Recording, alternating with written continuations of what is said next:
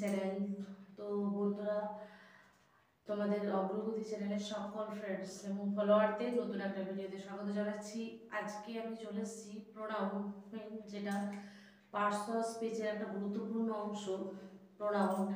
তো এই প্রোনাউন কাকে বলে? না, প্রোনাউনের বাংলা হচ্ছে সর্বনাম, তাই তো? তাহলে প্রোনাউন আমরা কাকে বলবো? না, যে ওয়ার্ডের দ্বারা কোনো নাউনের পজিশনে বসে, নাউনের পরিবর্তে যে ওটার আমরা ব্যবহার করি সেটাকে আমরা বলবো প্রোনাউন। তাহলে প্রোনাউন মানে কি? না, যত নেমিং ওয়ার্ডস মিন প্রপার নাউন, যে সমস্ত নাউনগুলো আছে সেই নাউনের পরিবর্তে আমরা কি ব্যবহার করব, যেটা ব্যবহার করব সেই জায়গায় আমরা সেই অংশগুলোকে বলবো আমরা প্রোনাউন। এরপরে যে ক্ষেত্রে যেমন যে যা প্রোনাউন ব্যবহার হয়ে থাকে, তো সেই প্রোনাউনের ব্যবহার অনুযায়ী আমরা প্রোনাউনকে দেখো এখানে চারটে ভাগে ভাগ করে নিয়েছি। সেই চারটে ভাগ কি কি? প্রথম হচ্ছে subjective pronoun, objective pronoun, positive pronoun আর রিফ্লেক্সিভ প্রোনাউন। তো বন্ধুরা দেখো, প্রথমে যে ভাগটা আছে সাবজেক্টিভ প্রোনাউন, তাই তো? তোমরা এই নামটা শুনেই আয়ত্ত করে নিতে পারছো যে সাবজেক্টিভ মানে কি। সাবজেক্ট হিসাবে যে সমস্ত প্রোনাউনগুলো ব্যবহার হবে সেগুলোকে আমরা সাবজেক্টিভ প্রোনাউন বলবো। তো সাবজেক্টিভ হিসেবে যেমন কোনো জায়গায় যদি নাম ব্যবহার করা হয়, মানে যে সমস্ত সেন্টেন্সগুলোর ক্ষেত্রে প্রথম অক্ষর নাম দিয়ে শুরু হয়, সেই সেন্টেন্সগুলোতে আমরা নামের পরিবর্তে যে ধরনের প্রোনাউনগুলো ব্যবহার করবো বিশেষত, সেটাকে আমরা বলবো সাবজেক্টিভ প্রোনাউন। তো উদাহরণ দিয়ে তোমাদের বোঝানো যাক সহজভাবে।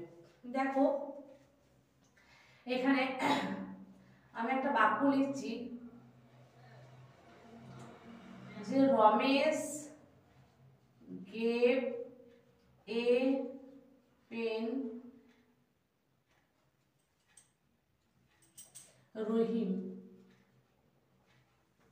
তাই তো? তো এখানে দেখো বন্ধুরা, Ramesh gave a pen to Rahim মানে কি? না, রমেশ একটা কলম দিয়েছিল, কাকে দিয়েছিল? না, রহিম দিয়ে, তাই তো?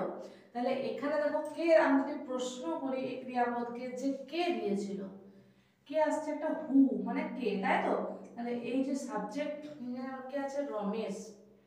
এই রমেশের জায়গায় আমরা যে প্রোনাউনটা যদি ব্যবহার করি, বলি হি গেভ এ পেন রহিম।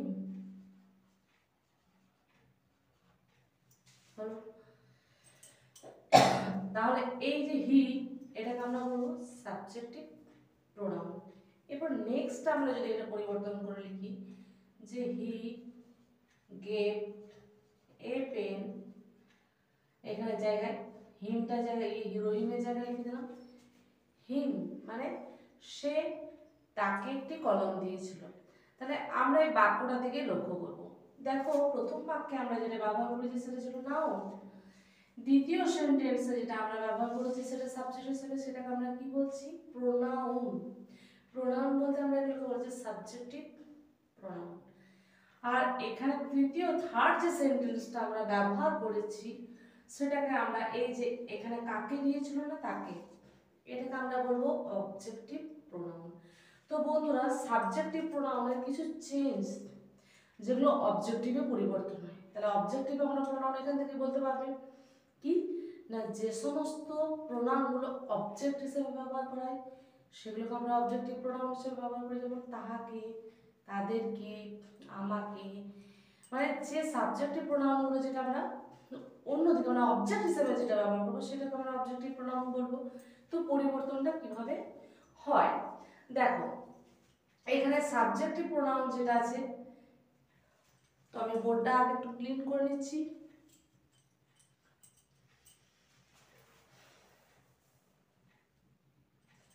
তো সাবজেক্টিভ প্রোনাউন যে চেঞ্জগুলো সাবজেক্টিভ টু অবজেক্টিভ, দেখো যদি আই থাকে তাহলে কি হবে? মি, হি, হি থাকলে কি হবে? হিম, সি থাকলে হার, দে থাকলে কি হবে? দেম, ইট থাকলে হবে ইটস। তাহলে এটা আমরা করব সাবজেক্ট থেকে অবজেক্টিভ যেগুলো প্রোনাউনের পরিবর্তন। তো এটা তোমরা যদি লিস্টটা একটু বানিয়ে নাও তাহলে তোমাদের অনেকটা সহজ হবে। তো বন্ধুরা, তাহলে এই গেল সাবজেক্টিভ এবং অবজেক্টিভ প্রোনাউন। আর তো বাকি দুই প্রকার প্রোনাউন রয়ে গেল কি কি, না যেগুলো পজেসিভ এবং রিফ্লেক্সিভ। তো পজেসিভ প্রোনাউন কি, না পজেস কথাটা দাঁড়ায় তোমরা কি বুঝতে পারছো? পজেস মানে কি, না যেটা আমার নিজের অধীনে থাকবে, তাই তো? যেটা আমার মানে জোর করে একটা পজেস মানে আমার কাছে এটা অধিকার করা আছে এরকম। তাহলে এমন কিছু প্রোনাউন আছে যেগুলো নিজের অধিকৃত বোঝায়। যেমন আমরা অনেক বাক্য বলে থাকি, বিশেষ করে যেমন বলি যে দিস ইজ মাই বউ, মানে এই হয় আমার বই। বললাম ওটি তোমার বাড়ি, that is your house.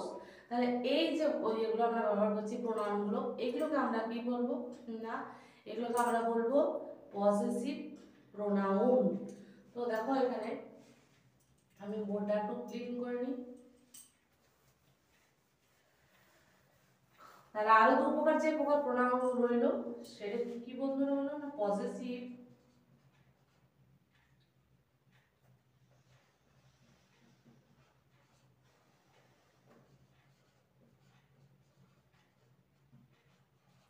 Possessive R reflexive, তাই তো? তো পজেসিভ প্রোনাউন কি বললাম, না পজেস মিন পজেস মানে অধিকার থাকা, তাই তো? যেমন আমি বললাম this book is mine, that house is your, তাই তো? মানে এই বইটি আমার আর ওটি তোমার বাড়ি, বা ওই বাড়িটি হয় তোমার। তাহলে এখানে একটা কি, মানে অধিকৃত নিজের অধীনে থাকা, এটা অধিকারে থাকা বোঝাচ্ছে। তাহলে এই ধরনের যে প্রোনাউনগুলো তোমরা যেখানে দেখতে হবে সেগুলোকে বলবে পজেসিভ প্রোনাউন। তাহলে খুব সহজ লাগছে তো প্রোনাউন। যদি মানে তোমাদের বলতে পারে যে প্রোনাউন কয় প্রকার, বা মানে কোন কোন প্রোনাউনগুলো কোনগুলো সাবজেক্টিভ প্রোনাউন, কি কোনগুলো অবজেক্টিভ প্রোনাউন, মানে যদি আইডেন্টিফাই করতে পারো সেটা তোমরা পারবে। বা কোনো জায়গায় বলতে পারে যে একটা পজেসিভ প্রোনাউন দিয়ে সেন্টেন্সটা পজেসিভ প্রোনাউন দিয়ে পূরণ করো, তোমরা সহজেই তাহলে ফিল ইন দ্য ব্ল্যাঙ্কসটা তখন করতে পারবে, তাই তো? এরপর নেক্সট দেখো বন্ধুরা রিফ্লেক্সিভ প্রোনাউন। রিফ্লেক্সিভ প্রোনাউন কথাটা আমরা যে জোর দিয়ে বলা হয়, এমফাসাইজেস। তো সেই প্রোনাউনগুলোকে কি কি, যেমন বাংলায় যদি আমরা ট্রান্সলেশন করি এরকম ট্রান্সলেশন আমরা পেয়ে থাকি। বললাম আমি নিজে এই কাজটি করেছি, তুমি নিজে নিজেই তোমাকে আঘাত করেছো, সেই নিজে নিজেই তাকে সাহায্য করেছিল। তাহলে এই বাক্যগুলো আমরা বলে থাকি। তাহলে সেই বাক্য মানে নিজে নিজেই যদি করা হয় কোনো জিনিস, মানে মানে সাপেক্ষ বচন, এটা যদিও বলা হয় যে প্রোনাউনগুলো আসবে সেই প্রোনাউনের সাপেক্ষে আমরা যেটা ব্যবহার করবো সেটাকে আমরা বলবো রিফ্লেক্সিভ প্রোনাউন। তো দেখো যদি বলি আমি নিজে নিজেই এই কাজটা করেছি, তাহলে বললাম I have done the job myself. তাহলে কি হলো বন্ধুরা, দেখো এখানে একটা ইয়ে হচ্ছে যে আমি করি, আমি কে করে, আমি করি, তাহলে এখানে আমিটা হচ্ছে সাবজেক্টিভ প্রোনাউন, তাই তো? কিন্তু কি বলি, না আমি নিজে নিজে কাজ করি, কেমন, না নিজে নিজে, ইন মাইসেলফ। তাহলে এই যে ধরনের মাইসেলফ মানে নিজেই, অন্য কারণ না, নিজের সাহায্যে। তাহলে এই প্রোনাউনটাকে আমরা কি বলবো, অবশ্যই এটাকে আমরা বলবো রিফ্লেক্সিভ প্রোনাউন। তাছাড়া তারা রিফ্লেক্সিভ প্রোনাউন আরো অনেক আছে, যেমন myself, himself, themselves, themselves, selves, তারপরে হারসেলফ, ইটসেলফ। তাহলে এগুলোকে আমরা বলবো রিফ্লেক্সিভ প্রোনাউন। তাহলে প্রোনাউনের যে বিশেষ চারটে ভাগ সেটা আমরা পেলাম।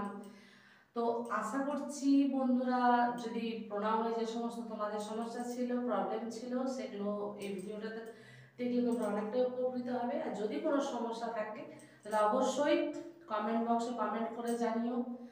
যে কোন জায়গাটা অসুবিধা হচ্ছে, তাহলে অবশ্যই আমি জানাবো। আমার আজকে গলার অবস্থা একটু সমস্যা, সেই জন্য। তো বন্ধুরা, আজকের ভিডিওটা এখানে শেষ করছি।